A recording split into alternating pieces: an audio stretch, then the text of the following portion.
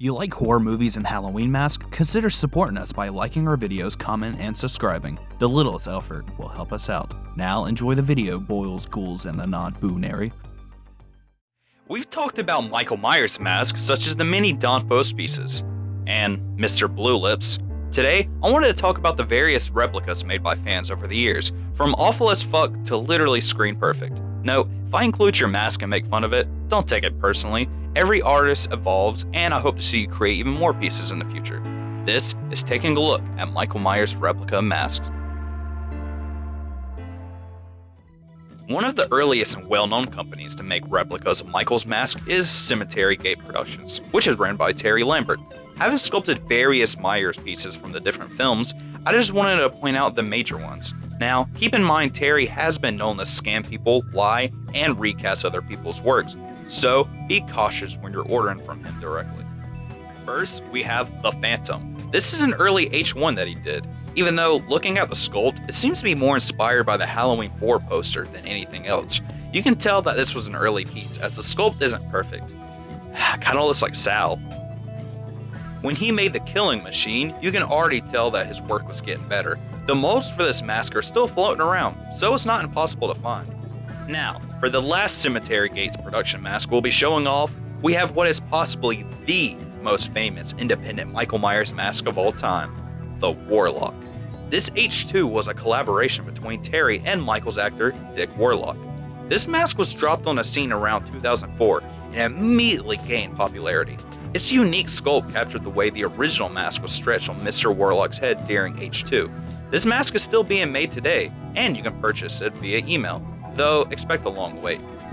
As much as I like the mask, it does have some controversy. Now, I couldn't find much information about this, but supposedly, the Warlock is a stretched recast of a Night Owl H1 mask. Night Owl is owned by one of the co-founders of Trick or Treat Studios, Justin Mabry. Specifically, Terry stretched out the Nightmare 78 and began selling recasts. If this is true, it is scummy behavior.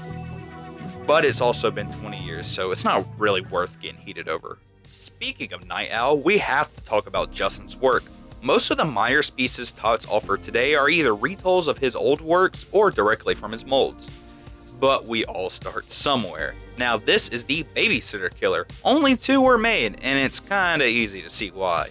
You can almost see perfection, but the chin and hair completely throw off the entire mask. Now we have the Nightmare Man 78. This is the mask we talked about during the CGP section. This is said to be the mask that kicked off the Myers independent scene. This was clay pressed from an original 75 Don Post Shatner mask, owned by Billy Kirkus. Since it has direct lineage to the mask that was used in H1 and H2, it's borderline perfect.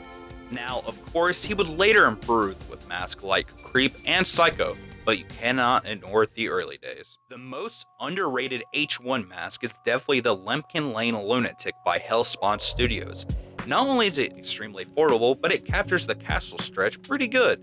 And even at certain angles, it resembles the old McFarlane toy sculpt. You can also get it in an H2 style. In terms of Halloween 1 and Halloween 2 masks, the last ones we'll be looking at are none other than Handy Boy Studios. First, we have the Dead Ringer. This mask has been finished up as an H1 and H2, and I think the sculpt is perfect for both, making this a sought after piece. Then, we have what is possibly one of the coolest masks I've ever seen, simply known as 13. This mask perfectly captures that H2 hero and H4 poster look. Well, I'm tired of looking at Halloween 1s and Halloween 2 masks, so let's look at the mask from my favorite Halloween movie, Halloween 4.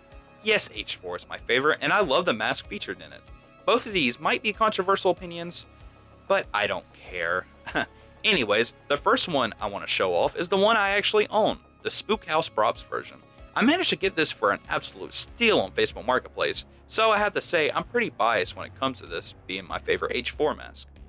While I think that mask captures the H4 in its clean state pretty good, I believe the next one is possibly the most unique H4 out there. Based off of the stunt mask and what it looks like today, PH_mask over at Instagram managed to recreate a mask I've rarely ever seen done. For the record, I'm not covering every single Halloween movie, mostly sticking to the first 6. But anyways, yes, the H5 mask, the cross between Nick Cage, Marilyn Manson, and everybody's greasy, druggy uncle. This isn't a favorite mask of most people, but I have seen it recreated. If you're looking for the goofiest mask in the series, Nitrum Productions makes what is possibly the best on the market. Halloween 6 is what's possibly the most underrated mask, and yet the replicas range from perfect, like the WMP Wicked Red, to, this. The RZFX is not one of the finest Myers pieces, that's for sure. Where do I start? The long neck might have been forgiven if they didn't sculpt his forehead to be so damn big. Oh, why does it kind of look like mine? As we finish off the video, I wanted to show off the various masks that aren't even replicas of specific movies, or even Michael himself. First, we have Justin Mabry's The Butcher. This intense sculpt was based off of the idea of a brutal, bloodier, and scarier Michael. It reminds me of an aged Resurrection, with its angrier eyes. Horror Sanctum Studios made the first Michael Myers mask all the way back when H2 came out, and decades later, they made the coolest concept piece ever. In this hypothetical H3 mask, Michael survived the burns from the end of H2 and kept killing.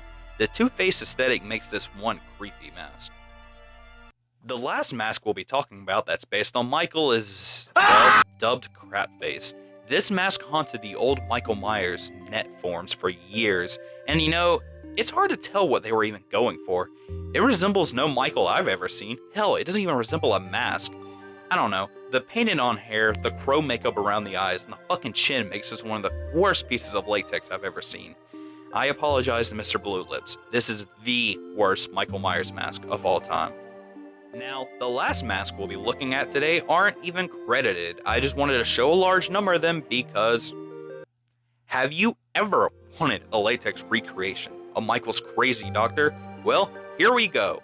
I don't think any of them resemble Donald Pleasence at all, with most of them going off into Stone Cold territory. Hey, wait a minute. Whoa, is that blackface, dude? No, this isn't blackface. I'm an actual demon. Well, that concludes our little walkthrough of replicas based off of the original Mask Slasher. Do you own any of these? Which is your favorite? Let me know in the comments below. This has been Matthew from PissedGoalieProductions. See you next time.